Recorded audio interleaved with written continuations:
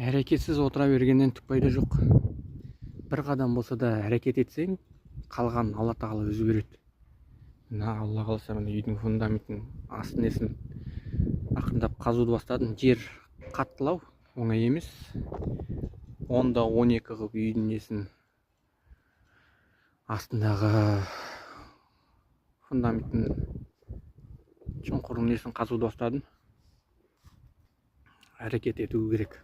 Әрекет етпесең түк те болмайды. Алла қаласа болашақта дәу үйде отырамыз. Сондықтан әрекет етіңдер. Ақша жоқ деп отыра беруге болмайды.